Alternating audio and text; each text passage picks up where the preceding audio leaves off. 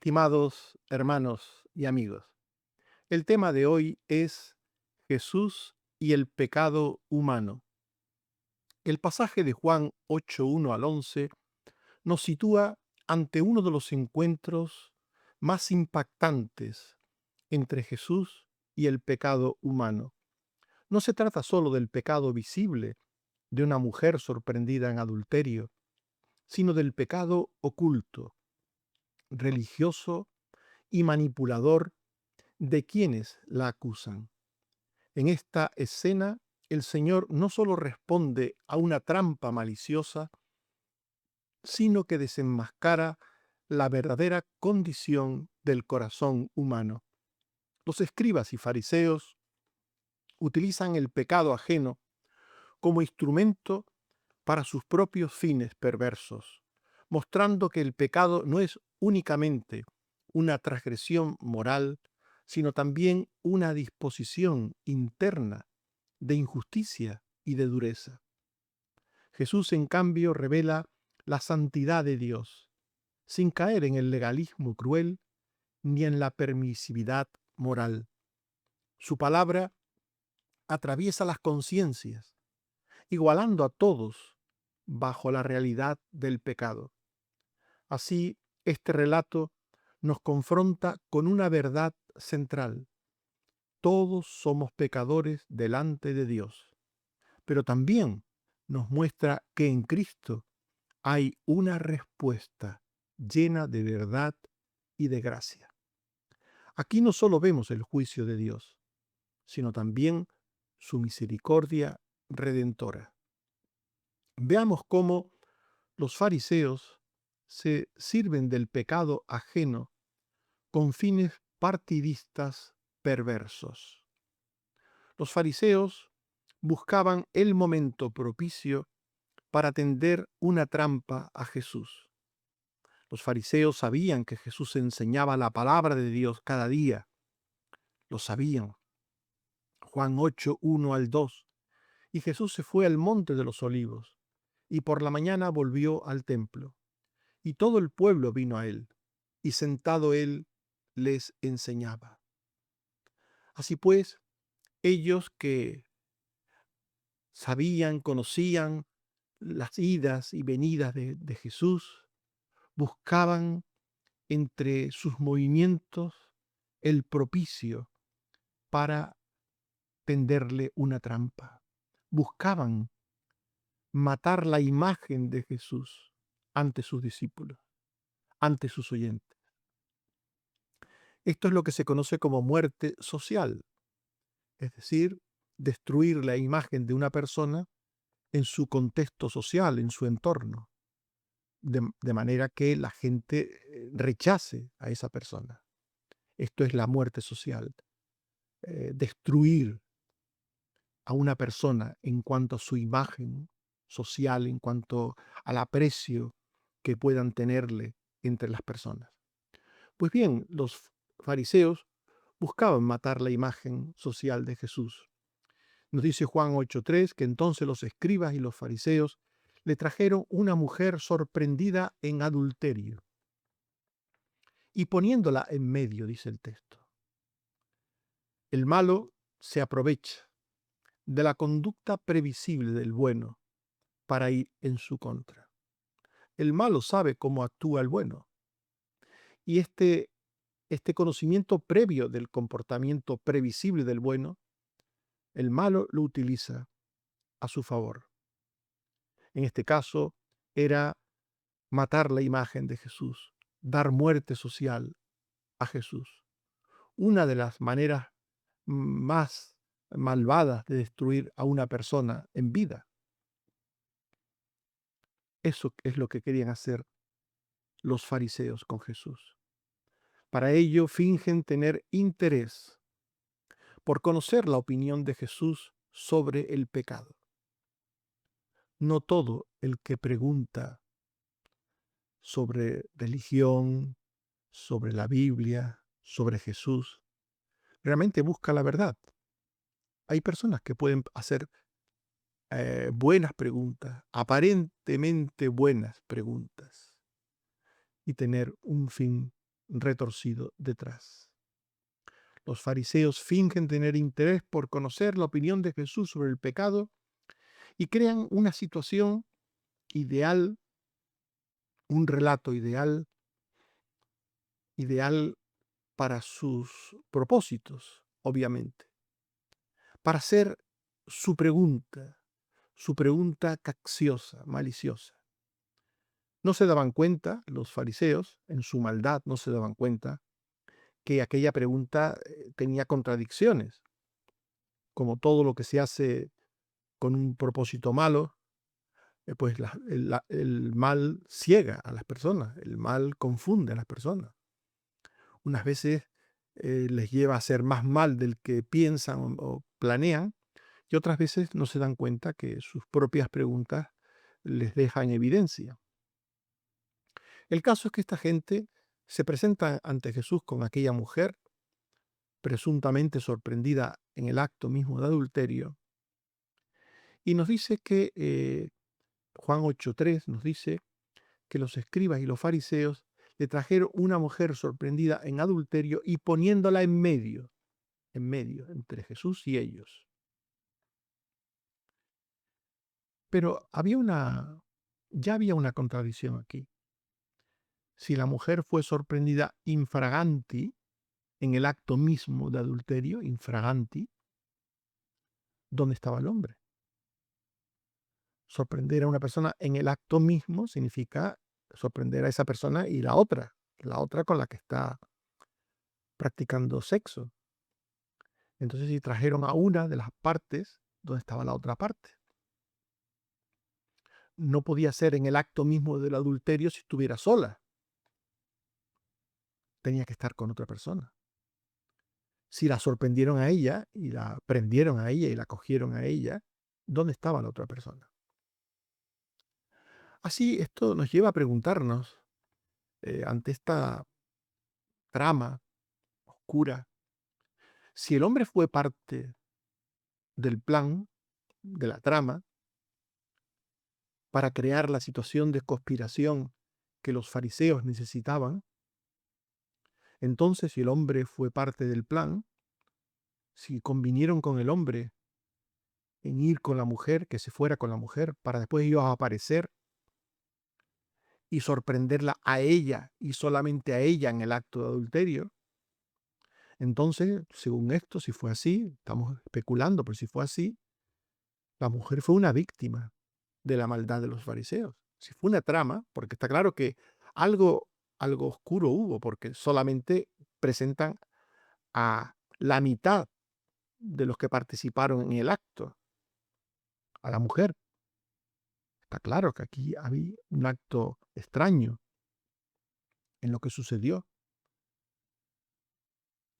Dice Juan 8:4, Maestro, esta mujer ha sido sorprendida en el acto mismo de adulterio. En el acto mismo. Quiere decir que, según estas palabras, la mujer estaba en ese mismo momento teniendo relaciones sexuales con el hombre. En ese mismo momento. Ha sido sorprendida en el acto mismo. Claro, si fue sorprendida en el acto mismo, allí habían dos personas. Entonces, ¿dónde estaba el hombre? Si lo que estaba sucediendo era malo para ella, también era malo para él. ¿Dónde estaba el hombre?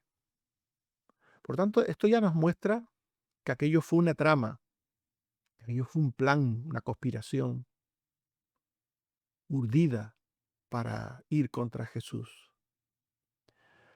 La cuestión era y es, ¿estaban dispuestos los fariseos a matar a aquella mujer, a matarla? Porque esto es lo que pretendían, para conseguir sus fines acusatorios contra Jesús, porque realmente ellos iban contra Jesús. La mujer solamente era un medio para atacar a Jesús. Era un medio. ¿Estaban ellos dispuestos a matar a aquella mujer para conseguir una prueba contra Jesús, basándose en una interpretación tendenciosa de la ley? ¿Estaban dispuestos? Juan 8:5, y en la ley nos mandó Moisés a apedrear a tales mujeres. Tú pues, ¿qué dices? tenían una interpretación tendenciosa, particular de la ley, pero estaban dispuestos, según su interpretación de la ley particular, a apedrear a aquella mujer hasta la muerte, con tal de seguir su plan contra Jesús. La maldad de los fariseos era grande, era inmensa. En este caso se disfraza de interés por conocer la verdad,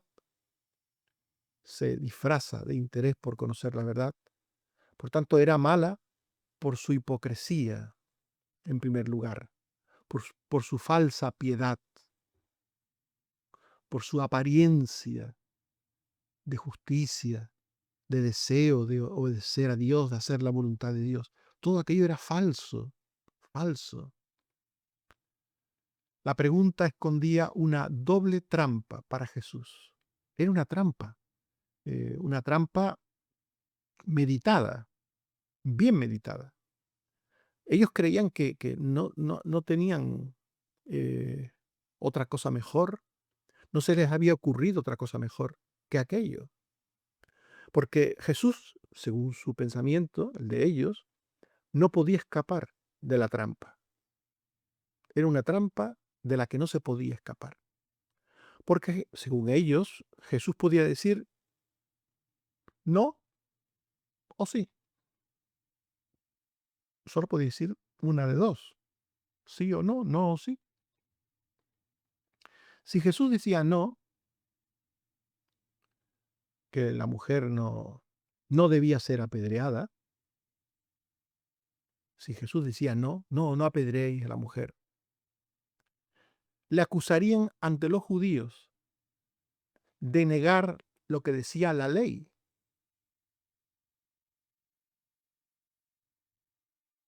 Y si Jesús decía sí, apedrearla, le acusarían ante los romanos por aprobar una ejecución. Solo los romanos podían dar muerte a alguien. Por tanto, si Jesús decía sí podéis apedrearla, le dirían a los romanos, mira, este hombre está diciendo que hay que apedrear a esta mujer, está yendo contra Roma.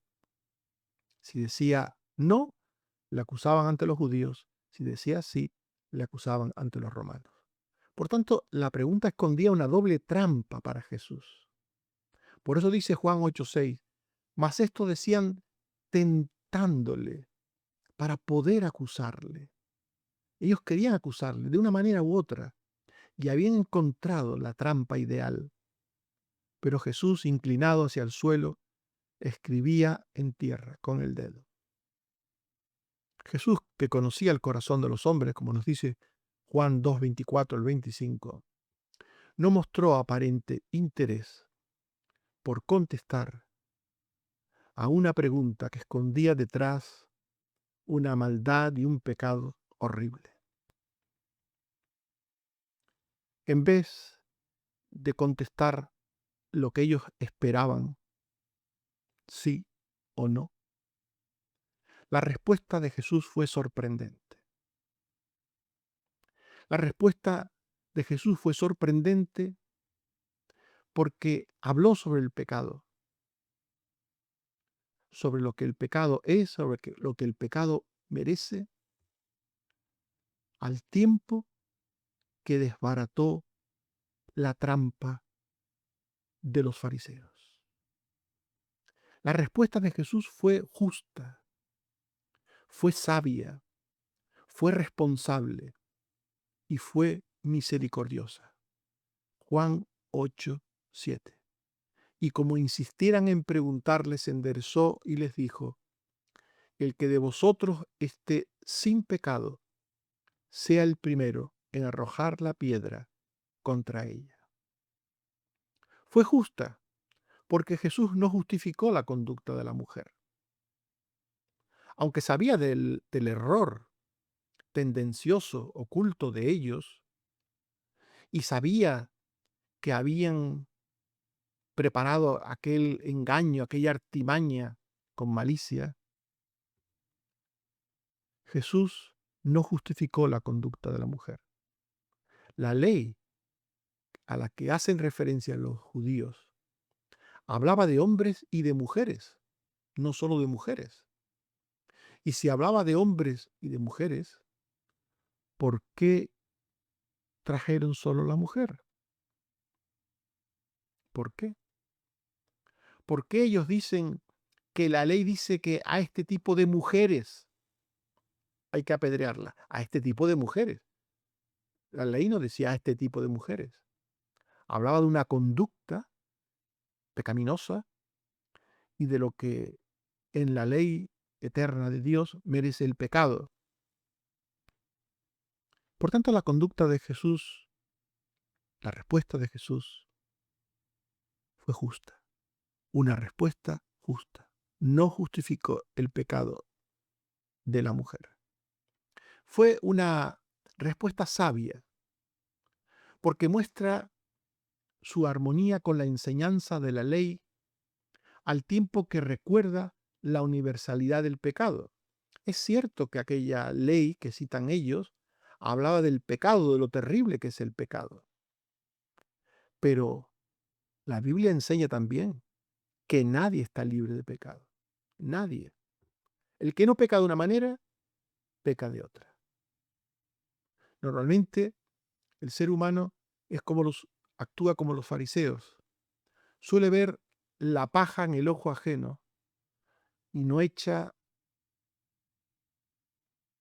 a ver la viga en su propio ojo. Nadie está libre de pecado. Romanos 2:17 al 24, Romanos 3:9 al 10. Nadie está libre de pecado. Por tanto, la respuesta de Jesús incluye a esto: el que de vosotros esté sin pecado. Esta respuesta está aludiendo a la universalidad del pecado. El que esté sin pecado. Esta mujer es pecadora, ha pecado, sí, pero el que esté sin pecado, este arroje la piedra contra ella.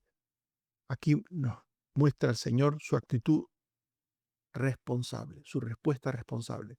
Muestra que la ley de Dios no fue dada para que los hombres se maten unos a otros, porque la universalidad del pecado invalida el comportamiento justiciero.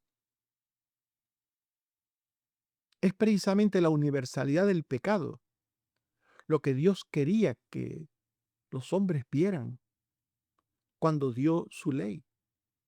El propósito de la ley de Dios no era que la gente matase al prójimo que cayese en pecado. No era el propósito de Dios. Sí, la ley decía que el que hiciera tal o cual cosa tenía que ser apedreado, pero no lo decía para que la gente apedreara a nadie. Dios no quería que apedrearan a nadie. Dios quería que todos se vieran reflejados en los transgresores.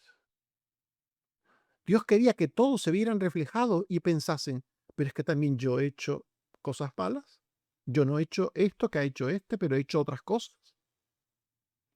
Y la ley que dice que no hay que hacer una cosa mala, también dice que no hay que hacer otra cosa mala. Y yo no he hecho la que ha hecho este hombre o esta mujer, pero he hecho otra. Y si yo estoy sin pecado, podría juzgar a esa persona. Pero es que no estoy sin pecado. El propósito de la ley era llevarnos a Cristo. Era llevarnos a ver nuestra miseria, nuestra incapacidad y que todos estamos bajo pecado. Ese era el propósito de la ley de Dios. No que nos convirtiéramos en jueces y verdugos de nuestro prójimo. Y en cuarto lugar, la respuesta de Jesús es misericordiosa. Jesús busca dar una salida redentora a la mujer. Una salida redentora. El que de vosotros esté sin pecado, sea el primero en arrojar la piedra contra ella. Jesús sabía que las conciencias de aquellos hombres les iban a acusar y que iban a sentir el peso de la conciencia. El que esté sin pecado, que lance la piedra. El que esté sin pecado, que acusa a su prójimo de ser esto, aquello, lo otro, que esté sin pecado. ¿Quién está sin pecado? ¿Quién?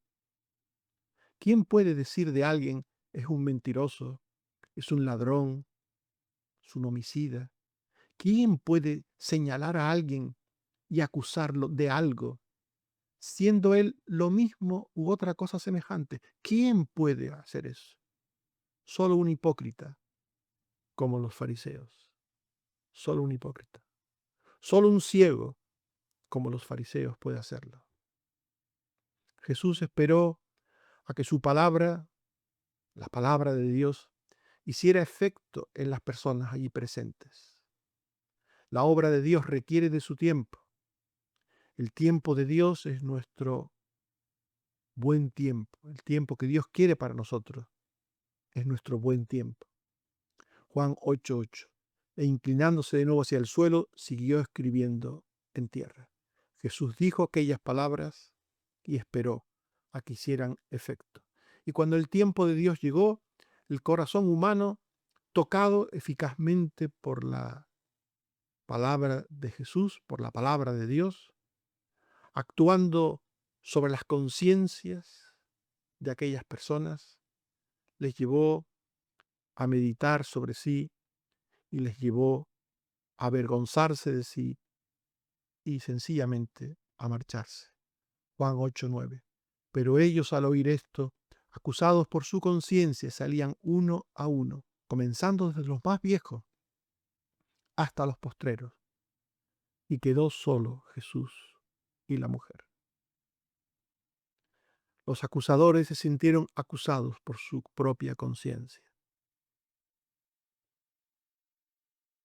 Esto debería suceder a todas las personas del mundo, siempre. Cuando alguien piense en señalar, en acusar a otro, debería pensar en sí mismo, en sí mismo, en sus pensamientos ocultos, secretos, en sus palabras de juicio, de crítica, de murmuración, en sus actitudes inmisericordes, muchas veces contra el prójimo.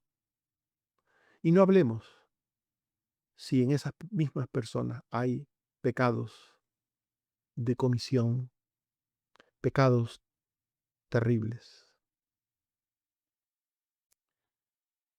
Enderezándose Jesús y no viendo a nadie sino a la mujer, le dijo: Mujer, ¿dónde están los que te acusaban? ¿Ninguno te condenó? La mujer era públicamente pecadora, sí, pero ellos lo eran secretamente. El pecado no es solo lo que se ve, no es solo lo que se oye, sino también es lo que no se ve y de lo que no se sabe de muchas personas. Eso también es pecado. Y puede ser más grave, mucho más grave, lo que no se ve y no se sabe que lo que se ve y de lo que se oye. Lo que habita en el interior del corazón humano es terrible, según Jesús, según el apóstol Pablo también. Y el hecho de juzgar es algo terrible ante los ojos de Dios, Romanos 2:1. Es terrible. Por eso Dios llega a decir que el que se hace juez para su prójimo está estableciendo la medida del juicio con el que será juzgado por Dios. Con la medida con que medís os será medido. Es una advertencia de la Biblia, de la palabra de Dios. Con la medida con que medís, seréis medidos. Cada persona que en algún momento piensa en algún prójimo suyo, pequeño o grande, y piensa de él este es malo, este se merece tal o cual cosa. Cada vez que alguien juzga a otro y le acusa de ser malo y le sentencia, merece tal o cual cosa, está estableciendo los criterios de juicio por los cuales él mismo será juzgado, porque Dios lo dijo así: con la medida con que medís, seréis medidos.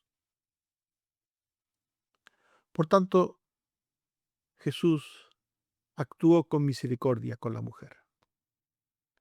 Este es el propósito de Dios hacia el pecado humano. Sí, Dios condena el pecado. Dios rechaza el pecado. Claro que sí, claro que sí. Y por eso envió a su Hijo Jesucristo al mundo a morir en la cruz por el pecado de su pueblo, porque Dios rechaza el pecado. Pero el Dios que rechaza el pecado, también en Cristo, busca la salida del pecador, busca el arrepentimiento del pecador, busca la fe del pecador en su Hijo, para que todo aquel que en Él cree no se pierda, mas tenga vida eterna. Por eso Jesús le dijo a la mujer: ¿ninguno te condenó? Y la mujer le dijo: ninguno, Señor. Entonces Jesús le dijo: ni yo te condeno, vete y no peques más. Estimados hermanos y amigos, hemos hablado de Jesús y el pecado humano. Debemos guardarnos de usar el pecado ajeno para justificarnos o exaltarnos a nosotros mismos.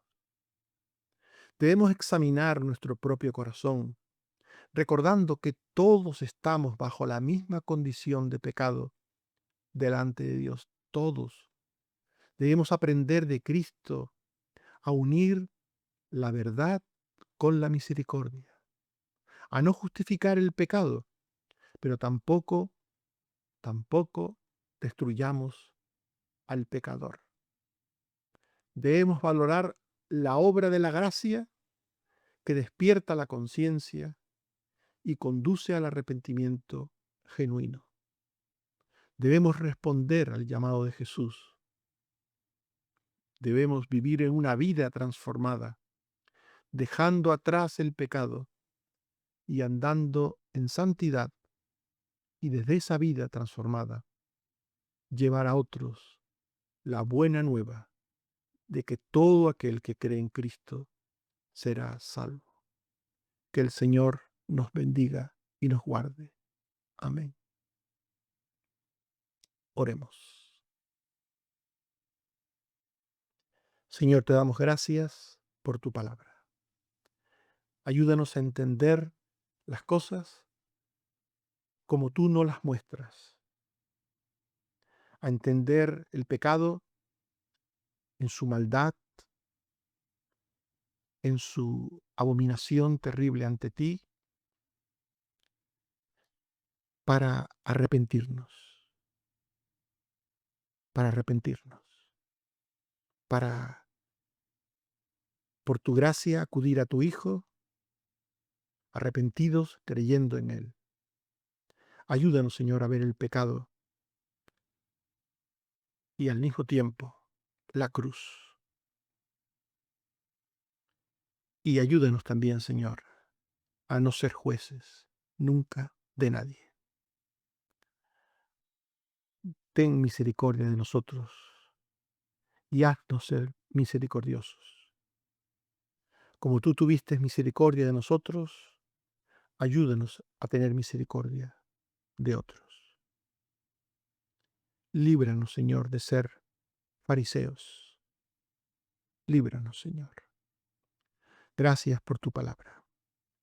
Gracias por tu ayuda constante, diaria, en tantas cosas, Señor. Bendito seas. Ayúdanos, Señor, en lo que tenemos por delante y ayúdenos también a someternos a tu voluntad y a esperar siempre en ella. Por Jesucristo tu Hijo. Amén. Que el Señor nos bendiga y nos guarde. Amén.